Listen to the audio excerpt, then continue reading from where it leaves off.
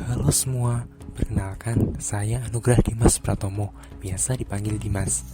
Ini mungkin 1A 021018. Saya berasal dari Purwokerto. Salam kenal. Halo, perkenalkan nama saya Atika Nur Hafizah dengan NIM G1A 021055. Asal saya dari Bekasi. Salam kenal semuanya. Halo semuanya, perkenalkan nama saya Arum Wulandari, biasa dipanggil Arum. Saya memiliki NIM G1A 021066. Saya berasal dari Tangerang, Banten. Salam kenal semuanya. Hai, saya Muhammad Fadlan Miftakir Daus, biasa dipanggil Fadlan atau Alan. NIM saya G1A 021089, dan saya berasal dari Bandung. Salam kenal. Halo. Perkenalkan, nama saya Aulia Adi Nugraha dengan NIM G1A 021067. Asal dari Kabupaten Cirebon. Salam kenal. Hai semua, kenalin saya Arini Rusda, biasa dipanggil Arin atau Arini. NIM saya G1A 021090. Saya berasal dari Pekalongan, Jawa Tengah. Salam kenal semua. Halo semuanya, perkenalkan nama saya Ardea Pramisti Rekita Cahyani, biasa dipanggil Ayah, dengan NIM G1A 021100. Saya berasal dari Kota Tegal. Salam kenal semuanya. Halo semuanya, perkenalkan saya Akila Farahita, biasa dipanggil Akila. NIM saya G1A 021111. Oh iya, saya berasal dari Yogyakarta. Salam kenal ya semua. Hai, kenalin, aku Asim Sevan Kanzi, NIM G1A 021119, asal dari Purwokerto. Salam kenal semua. Hai semua, perkenalkan nama saya Aulia Nur Fadilah, biasa dipanggil Aul. NIM saya G1A 021120. Saya berasal dari Ciamis, Jawa Barat. Salam kenal semuanya. Hai semua, perkenalkan nama saya Anida Bilhaki. Saya biasa dipanggil Nida. NIM saya G1A 021129. Saya berasal dari Ciamis, Jawa Barat. Salam kenal semuanya.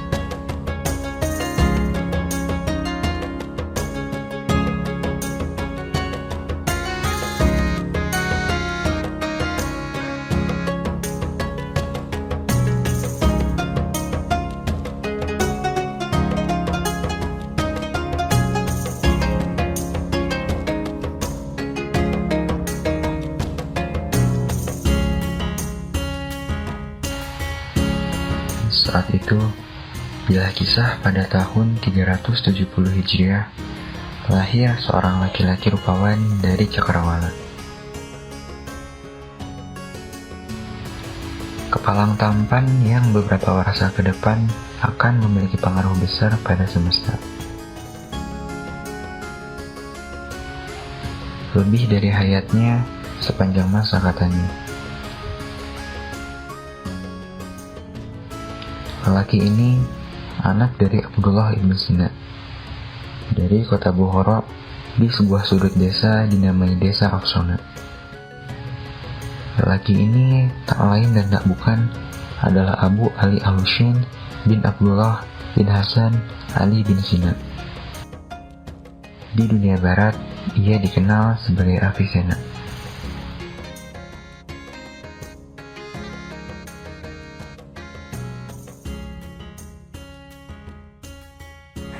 Ibnu Sina adalah seorang pakar ilmu kedokteran yang telah menemukan berbagai ilmu yang sampai saat ini masih digunakan sebagai acuan dalam dunia kedokteran.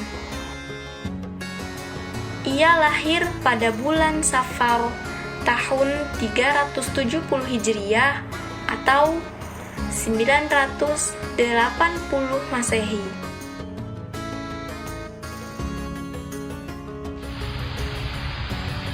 Sejak kecil, Ibnu Sina memang menunjukkan daya intelektualitas tinggi serta ingatan yang kuat.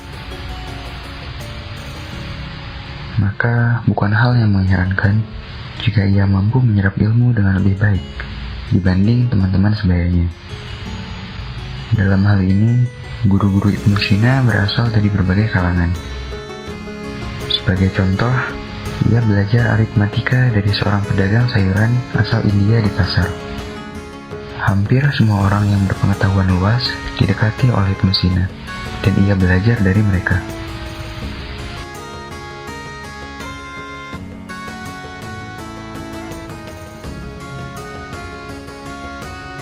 Bahkan di usia muda, ia telah mampu menyerap ilmu dari para gurunya.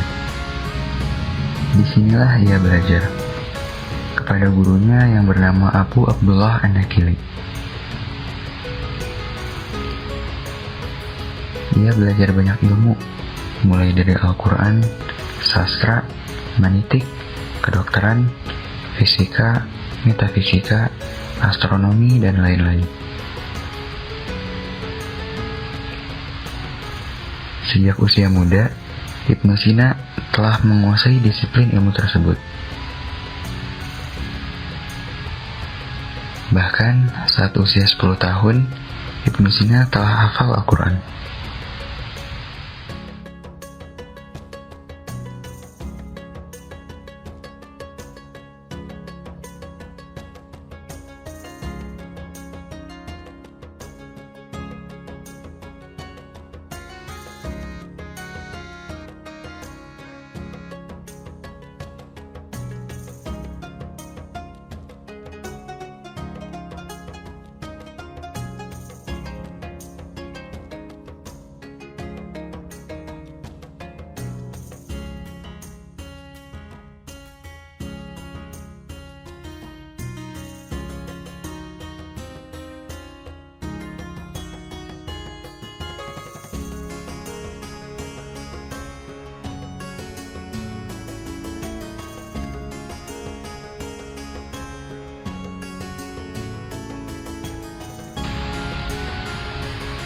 Pribadi Ibnu Sina sangat unik.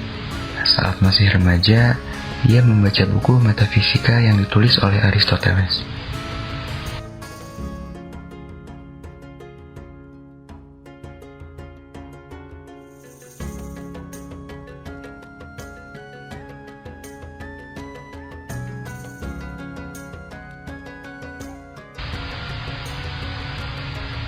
Hanya saja, ia mengalami kesulitan untuk memahaminya, meskipun telah membacanya sebanyak 40 kali dan sudah menghafalnya. Akhirnya, ia menemukan buku Al-Farabi yang mengulas tentang tulisan metafisika Aristoteles tersebut. Ia membelinya di sebuah kios kecil.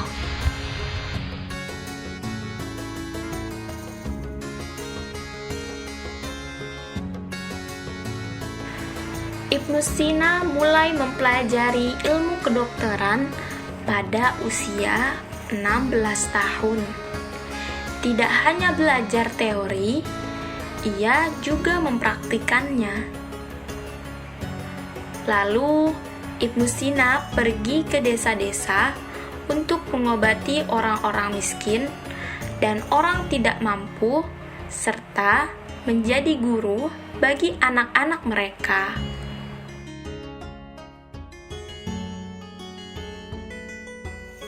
Dari pengalaman itulah, ia banyak menemukan metode dan obat-obatan baru.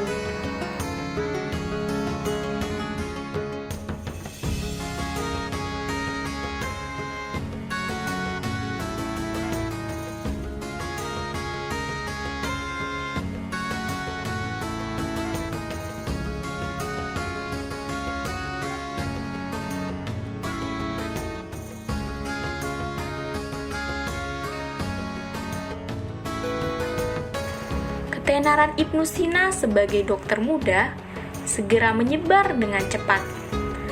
Terlebih, ia merawat banyak pasien tanpa dibayar sedikit pun. Ia memperoleh status penuh sebagai dokter yang berkualitas di usia 18 tahun. Di usia yang masih sangat muda tersebut, ia semakin bersemangat mempelajari berbagai bidang ilmu.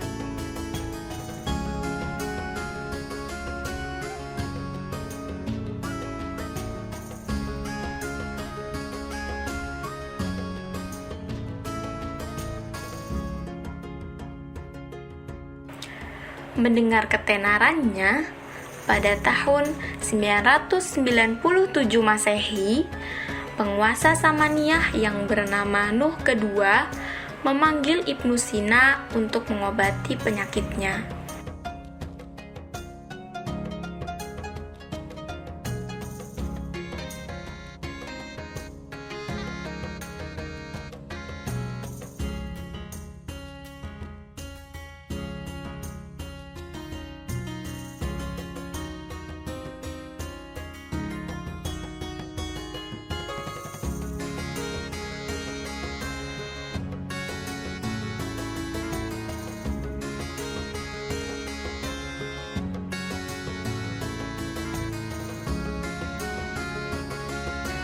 Singkat cerita, Ibnu Sina berhasil menyembuhkannya.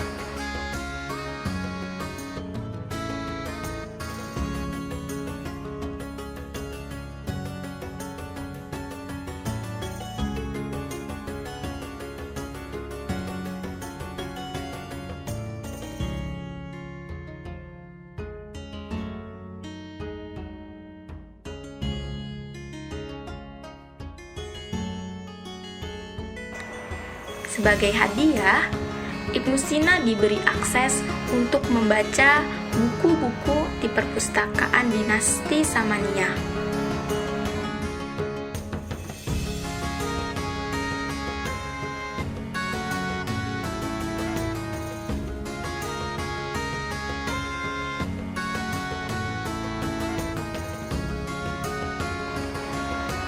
Ketika itu, selain belajar otodidak, Ibnu Sina juga menulis, dan ia pun membantu ayahnya sebagai pengelola keuangan.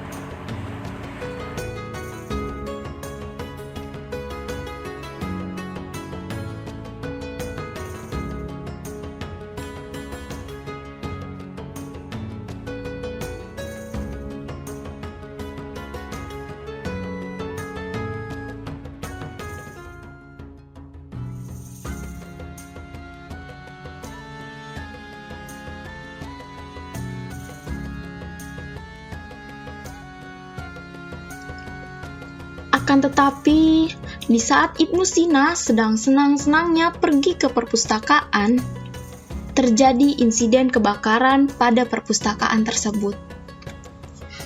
Orang-orang menuduh beliau yang telah melakukannya, karena sering keluar masuk perpustakaan dan beranggapan bahwa Ibnu Sina ingin mengambil manfaat dari perpustakaan itu untuk dirinya sendiri.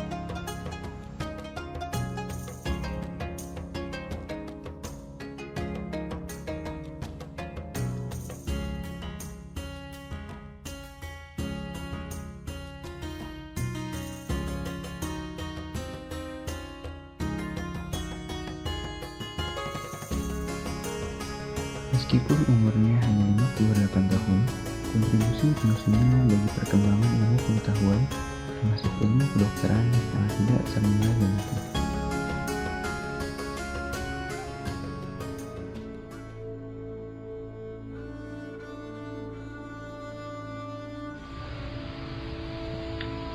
Ketika Ibnu Sina berusia 22 tahun, ayahnya meninggal dunia.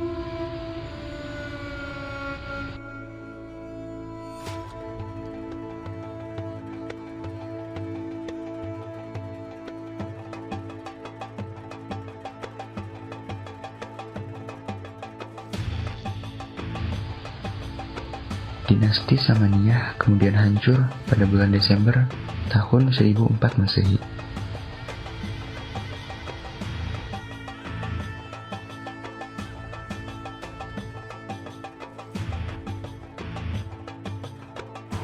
Sepeninggal ayahnya, Ibnu Sina sempat diangkat menjadi pejabat di pemerintahan.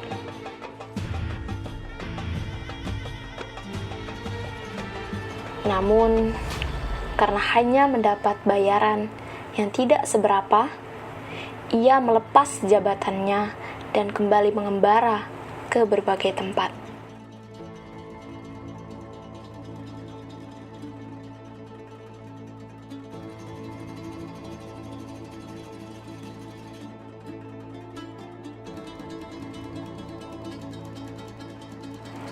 Ia berjalan melewati Nisapur dan Merv sampai ke perbatasan Khorasan demi mendapatkan pekerjaan yang sesuai dengan minatnya.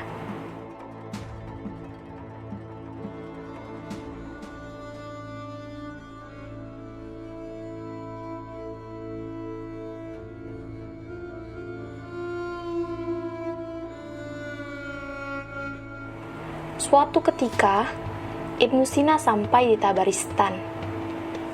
Ia diterima oleh Qobus atau penguasa setempat sebagai pencari suaka. Tak lama kemudian, yakni pada tahun 1012 Masehi, Qobus mati kelaparan akibat ulah pemberontak. Ibnu Sina sendiri pada waktu itu dilanda penyakit yang cukup parah. Akhirnya, ia mengembara lagi ke Goran yang merupakan daerah di dekat Laut Kaspia.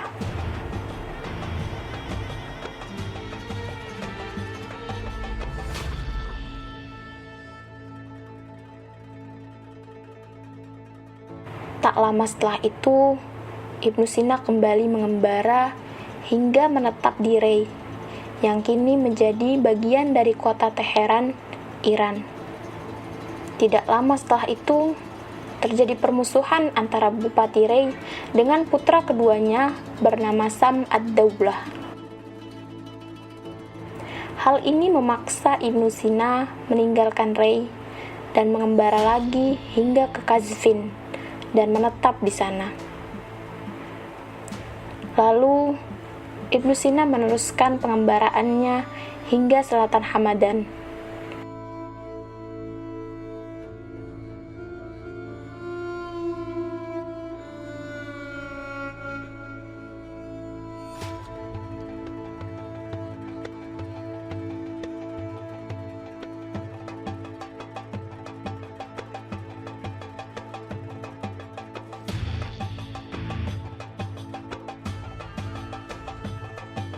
Di sana, Ibnu Sina bertemu dengan seorang teman yang baik hati. Teman itu membelikan sebuah hunian sekaligus membangunkan lembaga pendidikan untuk Ibnu Sina.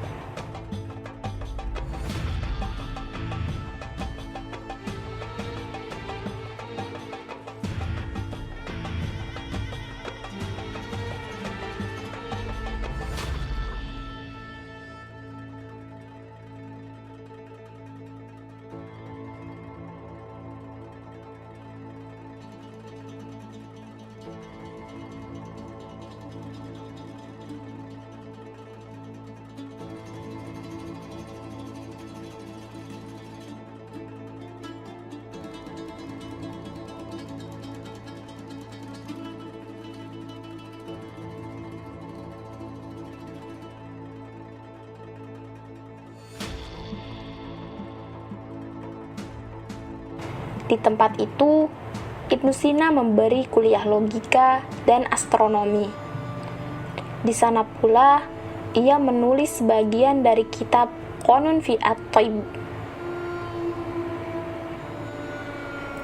Di sana ia disambut oleh Majd ad-Daulah, anak terakhir dari Bupati Rey. Sekitar 30 karya pendek Ibnu Sina ditulis di kota tersebut.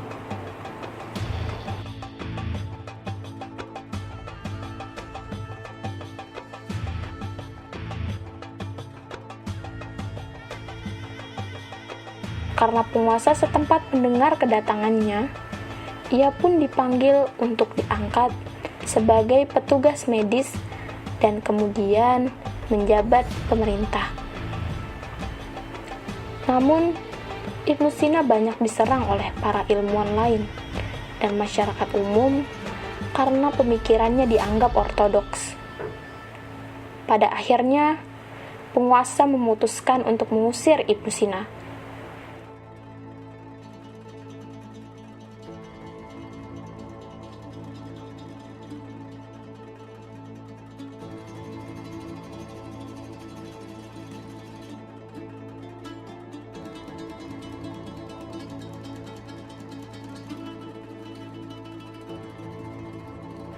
Pada masa genting tersebut, Ibnu Sina masih setia menulis dan mengajar pada malam hari secara diam-diam.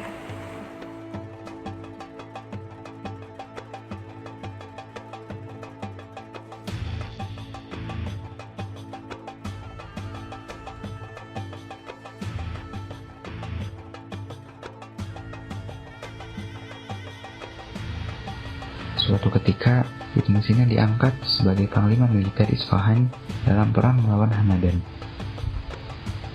Ibnu Sina juga bahkan sering diikutkan dalam kampanye-kampanye politik.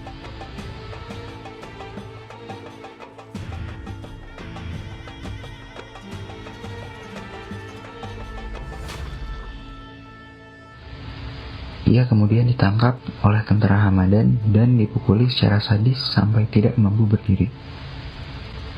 Pada saat itu, penyakitnya kambuh. Di tengah-tengah sakitnya yang parah itu, Ibnu Sina melepaskan jabatan resimen militer dan kembali ke Hamadan. Dalam kondisinya yang sakit keras, Ibnu Sina sulit mencari tempat tinggal karena dibenci oleh penguasa Hamadan. Teman-temannya menyarankan ia agar ia mengambil sikap moderat agar bisa diterima oleh orang-orang istana. Namun, ia menolak dengan tegas saat sakitnya sudah amat parah.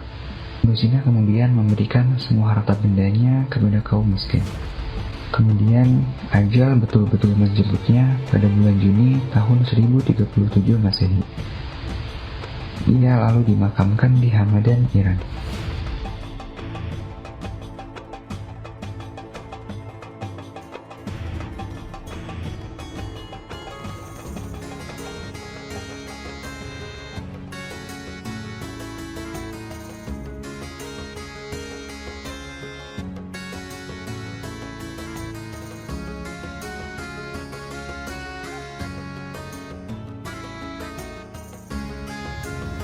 Keteladanan dari tokoh Ibnu Sina yang dapat kita ambil dan teladani pada masa sekarang ini, yaitu yang pertama adalah gigih berjuang. Gigih berjuang di sini menggambarkan perilaku yang muncul dalam diri dengan motivasi semangat yang tinggi dan juga pantang menyerah. Gigih dalam belajar tanpa letih adalah salah satu contoh yang dapat diimplementasikan oleh seorang pelajar ataupun mahasiswa. Sudah semestinya sebagai pelajar untuk gigih belajar dan tekun agar cita-cita kita dapat tercapai dan dapat mengharumkan nama bangsa Indonesia. Semangat tersebut tentunya harus senantiasa berada di dalam hati para pemuda Indonesia. Masih banyak hal-hal yang dari kecil hingga besar untuk melanjutkan perjuangan para pahlawan dan tokoh-tokoh penting. Gigih dalam belajar dapat ditunjukkan dengan berusaha keras untuk mencapai tujuan belajar yang diinginkan. Kegigihan ini, serta dengan semangat yang menjadi landasan juga, harus berkesinambungan apa yang dilakukan dalam proses belajar dengan penerapan hasil belajar dalam kehidupan sehari-hari. Dengan demikian, gigih dan semangat ini menjadi jiwa dan karakter generasi muda untuk menghadapi hari esok yang lebih baik. Tentunya, sebagai generasi muda, nilai gigih berjuang dapat diimplementasikan juga untuk membangun dan mempertahankan kemajuan bangsa, serta dapat memberikan dampak positif terhadap diri sendiri, lingkungan sekitar, dan juga untuk negeri dan bangsa. Keteladanan Ibnu Sina yang kedua yaitu haus akan ilmu. Haus akan ilmu berarti suatu kebutuhan yang selalu ingin terus belajar untuk mencari tahu. Hal itu digambarkan ketika Ibnu Sina belajar akan segala hal, mulai dari Al-Quran, sastra, manitik, kedokteran, fisika, metafisika, astronomi, hingga aritmatika yang ia dapatkan dari seorang pedagang sayuran asal India. Sebagai mahasiswa yang lahir di era teknologi digital seperti saat ini, pengimplementasian nilai haus akan ilmu oleh mahasiswa akan semakin mudah, karena mahasiswa dapat memanfaatkan berbagai media dan sumber dengan mudah dan praktis dalam upayanya mendapatkan ilmu. Di masa sekarang ini, kita bisa menjadikan Ibnu Sina sebagai tauladan kita. Dari beliau yang memiliki kecerdasan tinggi, kita belajar bahwa sesuatu yang ingin kita peroleh itu semuanya membutuhkan usaha. Untuk memiliki kecerdasan, tentunya dibutuhkan usaha untuk mencapai hal tersebut. Usaha yang bisa kita capai antara lain yaitu rajin belajar. Dengan rajin belajar dan mengulang semua pelajaran yang sudah diajarkan, akan membuat ilmu yang telah kita pelajari terserap dan tersimpan di dalam memori kita. Lalu, usaha selanjutnya yaitu menyiapkan agenda atau rencana belajar, bertujuan agar mendapatkan hasil yang maksimal. Dengan memperhatikan detail-detail kecil yang akan kita lakukan, berarti kita secara tidak langsung sedang mempersiapkan hal besar dengan maksimal. Dua hal tersebut dapat melatih otak kita untuk terbiasa berpikir setiap harinya dan bisa mendapatkan hasil yang terbaik di kemudian hari. Dengan sederet keahlian dan kecerdasan yang dimiliki oleh Ibnu Sina, membuat banyak orang meneladani cara hidupnya. Salah satu teladan yang dapat dipetik dari Ibnu Sina ialah peka terhadap lingkungan. Peka terhadap lingkungan perlu dikembangkan agar seseorang tidak memiliki sifat negatif, seperti sombong, acuh tak acuh, individualisme, dan masa bodoh terhadap masalah sosial yang ada di sekitarnya. Seperti pada sikap yang telah dicontohkan oleh Ibnu Sina sendiri yang selalu ingin memberi bantuan pada orang lain ketika terdapat orang yang sakit. Sebagai generasi emas bangsa, kita diharuskan mengimplementasikan sikap peka terhadap lingkungan. Contohnya seperti video yang akan ditayangkan berikut ini yang bisa kamu jadikan teladan dalam menjalani hidup. Seorang gadis bernama Aya mengawali pagi harinya membuka media sosial. Tiba-tiba ia kaget melihat story temannya yang sedang terbaring lemah di rumah sakit. Kemudian ia langsung memberi info kepada satu temannya yang lain, Aul, untuk memberi kabar bahwa Rahma sedang sakit. Mereka lantas membuat rencana untuk menjenguk Rahma. Dikarenakan suatu acara mendadak, Aul tidak bisa menemani Ayah untuk menjenguk Rahma. Akhirnya Ayah pergi sendiri ke rumah Rahma sebab Rahma sudah pulang dari rumah sakit. Menjenguk teman yang sakit adalah salah satu bentuk perwujudan peka terhadap lingkungan. Dengan dikunjungi oleh orang terdekat, semangat untuk cepat sembuh menjadi berlipat ganda.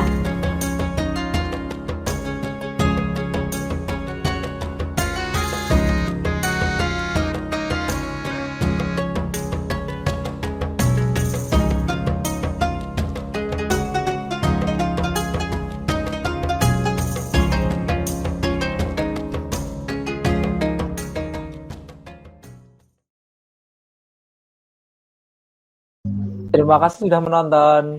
Dah.